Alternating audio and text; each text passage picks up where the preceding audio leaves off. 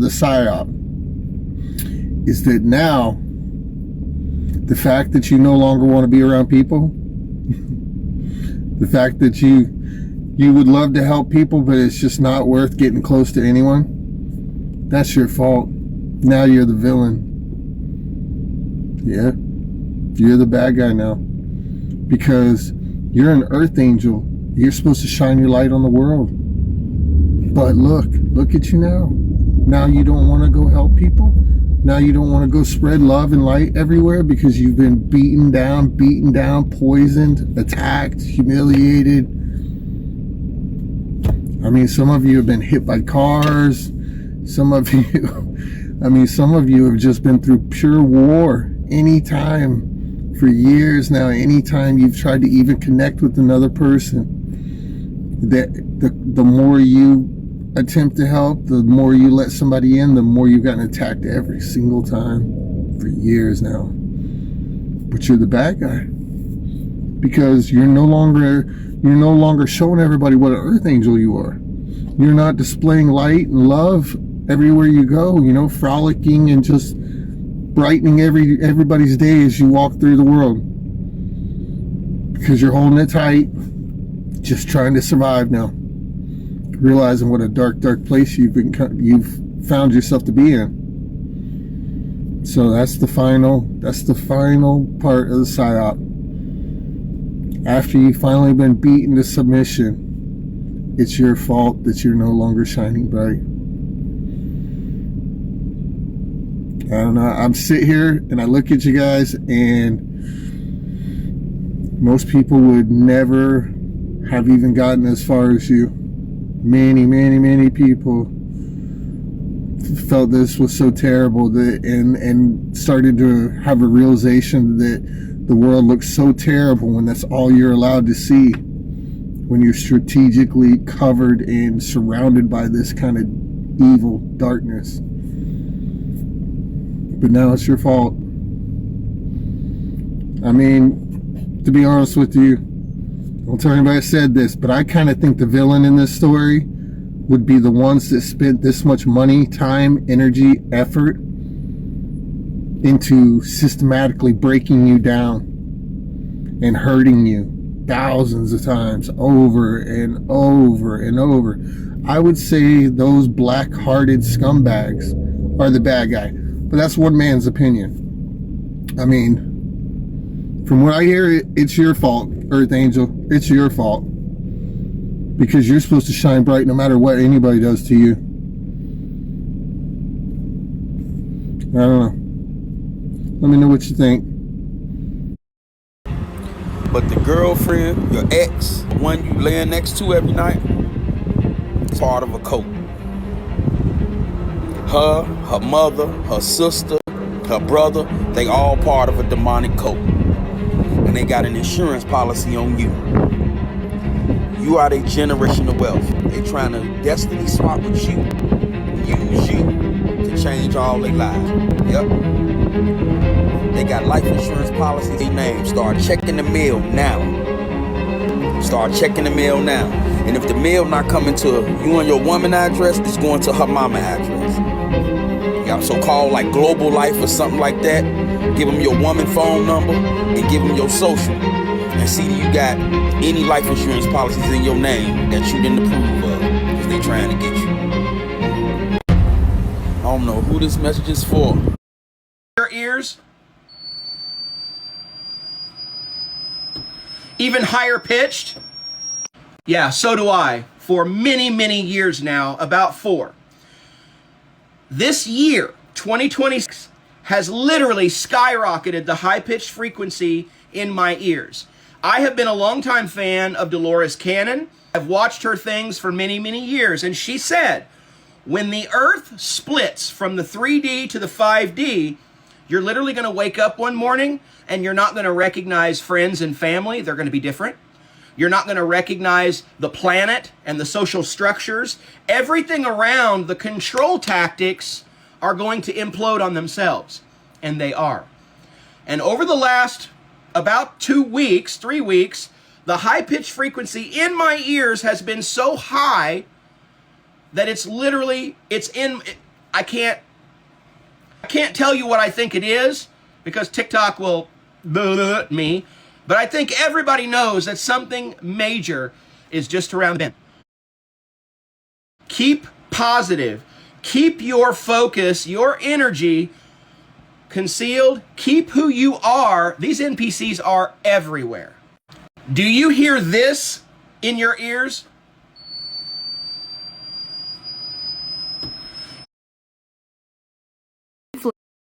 Or flames, and you will definitely have front row seat to it.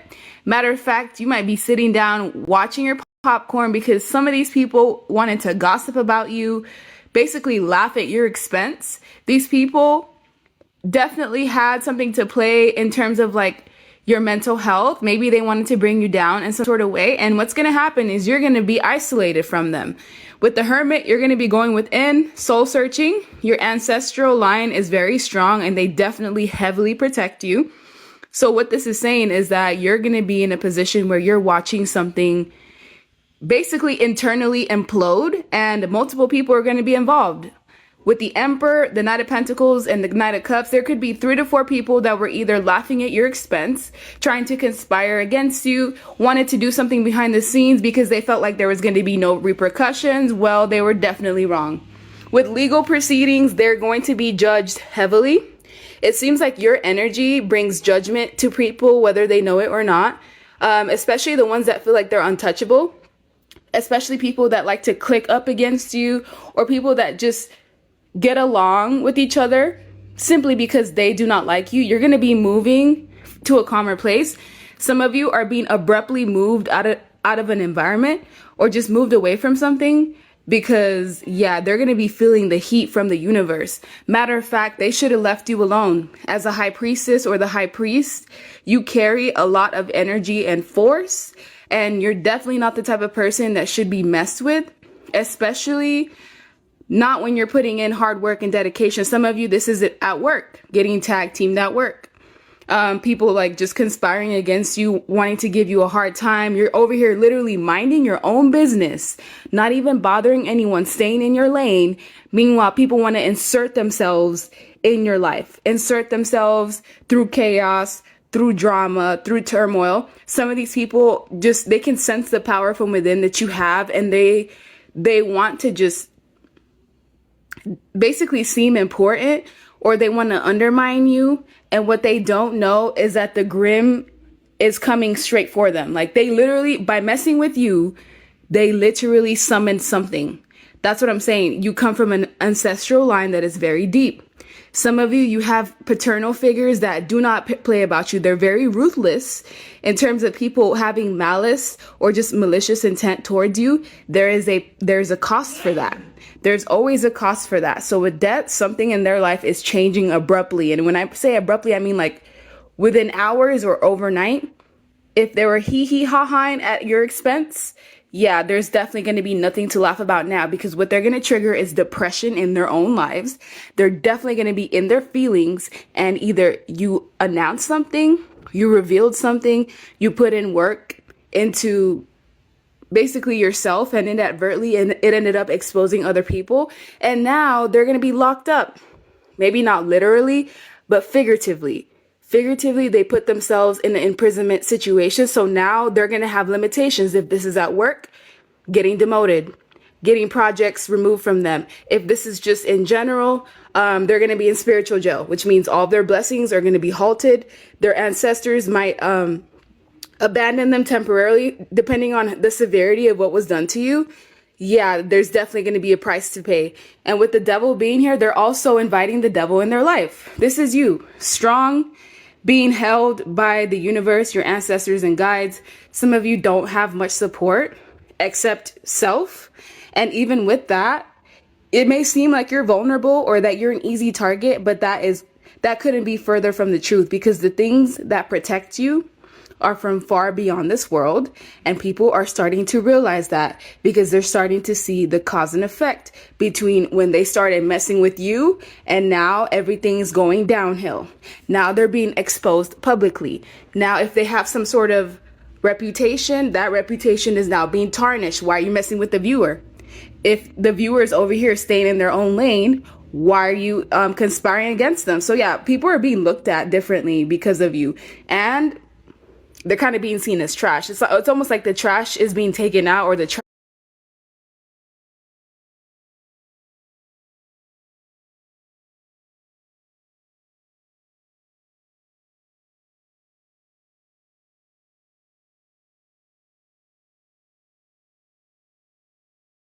going to be really surprised when they finally find out who you were.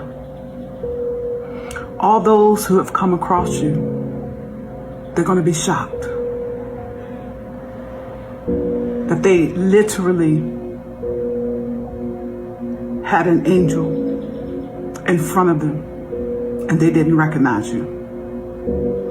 You see, when the Father sent his 2 angels to Sodom and Gomorrah, they went as spies.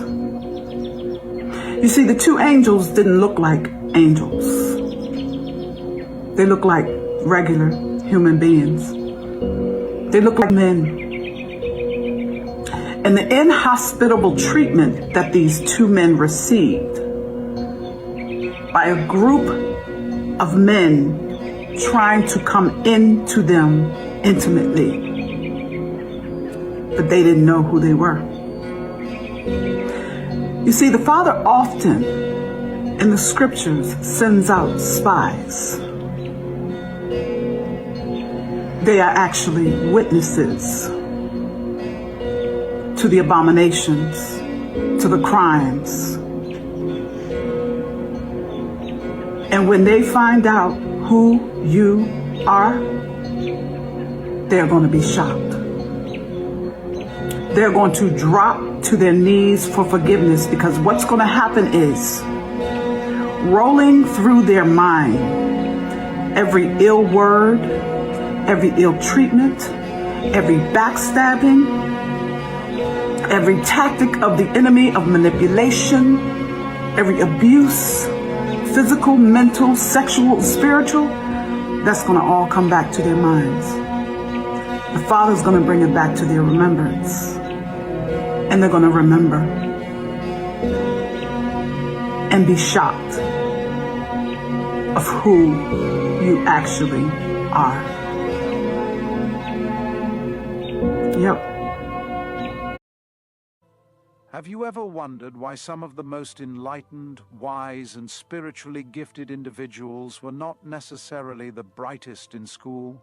Society often equates intelligence with academic excellence, yet the chosen ones have a different kind of brilliance, one that goes beyond textbooks, formulas, and standardized tests. Their minds operate on a higher plane, one that doesn't always align with traditional education systems. If you ever felt like an outsider in school, struggled with conventional learning, or were misunderstood by teachers and peers, then this message is for you. In this video, we will reveal 8 profound reasons why chosen ones were not the brightest in school. If this message resonates with you, then you are not alone. Your unique journey is leading you towards something far greater than academic validation. Before we dive in, don't forget to subscribe to the channel and turn on notifications so you never miss content that speaks to your soul. And if this message reached you at the right time, type 1111 in the comments section to let us know and to attract divine blessings your way. Let's get started right away. They learn differently. The traditional education system is built on rigid structures, standardized testing, and a one-size-fits-all approach to learning. It values linear thinking, rote memorization, and the ability to regurgitate information on command. But chosen ones operate on a completely different wavelength. They are intuitive learners who absorb knowledge through deep contemplation, experience, and observation rather than mechanical repetition. They have an innate ability to see patterns, connect unrelated concepts, and extract wisdom from life itself. While their peers may thrive in structured classroom settings, chosen ones often find the environment stifling. They process information in a non-linear way, which can make them seem distracted or disengaged, when in reality, their minds are working on a much deeper level. They may struggle with traditional methods of learning, but given the right space, they develop profound insights that far surpass conventional academic success. 2. They questioned everything. From an early age, chosen ones possess an insatiable curiosity that compels them to challenge the status quo. Unlike most students, who accept what they are taught at face value, they instinctively question everything. They are not content with surface-level explanations or simplistic narratives. They need to understand the why behind everything. This constant questioning often places them at odds with teachers and authority figures who prefer compliance over curiosity. While other students excel by memorizing facts and following instructions, chosen ones are busy dissecting the very foundation of what they are being taught. They want to uncover hidden truths, explore alternative perspectives, and expose inconsistencies. Their refusal to accept things blindly can be mistaken for rebellion or stubbornness, but in reality, it is a sign of their deep thirst for wisdom. While others conform, chosen ones are driven by an unshakable need to seek higher understanding. 3. They were more interested in spiritual knowledge. While their classmates were engrossed in history, mathematics, and science, chosen ones often felt drawn toward the mysteries of existence. They had an innate curiosity about the unseen forces that shape reality, the true nature of consciousness, and the deeper purpose of life itself. Conventional subjects felt too limited to satisfy their hunger for understanding, as they only scratched the surface of reality. Philosophy, mysticism, and spirituality resonated with them far more than memorizing formulas or historical dates. They sought knowledge that transcended the material world, often turning to ancient wisdom, esoteric texts, and spiritual practices to fill the void left by traditional education. This alternative interest sometimes made them seem disengaged in class, but in truth, their minds were operating on a much grander scale, seeking answers that could not be found within the confines of a textbook. 4. They struggled with meaningless tasks. Chosen ones have an intrinsic need for purpose in everything they do. They are not motivated by superficial rewards, empty achievements, or arbitrary rules. When faced with tasks that feel repetitive or devoid of meaning. Did you know B cells, the tiny warriors of your immune system, have a quirky talent? They can actually taste pathogens. When a B cell encounters a foreign invader, it doesn't just attack blindly. Instead, it samples the invader's proteins, like a chef tasting a dish, to ensure a perfect match for its antibodies. This tasting process is crucial for creating the right antibodies to neutralize threats. It's like having a gourmet chef inside your body, crafting the perfect recipe to keep you healthy. So, next time you feel under the weather, thank your B cells. Did you know B cells, the tiny warriors of your immune system, have a quirky talent? They can actually taste pathogens. When a B cell encounters a foreign invader, it doesn't just attack blindly. Instead, it samples the invader's proteins, like a chef tasting a dish, to ensure a perfect match for its antibodies. This taste... They try to make you feel like you... Chosen ones listen. You were right this. Your family did you dirty. Everybody that lied on you, talked about you, gossiped, took your inheritance, stole your power, abused and used you, and don't even realize that consequences in their judgment is karma. Demonic people love provoking you to anger. People who have demons, including unhealed Christians, love to provoke you to get you angry, and then point their finger at you, blaming you for losing it because they love the power of feeling that they can control you to make you get angry, raise your voice, and yell at them. Sometimes it even feels like Satan himself is speaking through these people because they know exactly what to say to hurt you to your core. It takes a spiritually strong person to simply not respond and walk away when someone provokes you. The key is not to stay in the same room forever when the person begins to provoke you, or to hang up the phone on them because their demons are very good and very cunning and adept at knowing exactly what to say to you to hurt you and get you angry and cause you to want to explode on them. And then you come out looking like the bad guy or bad girl.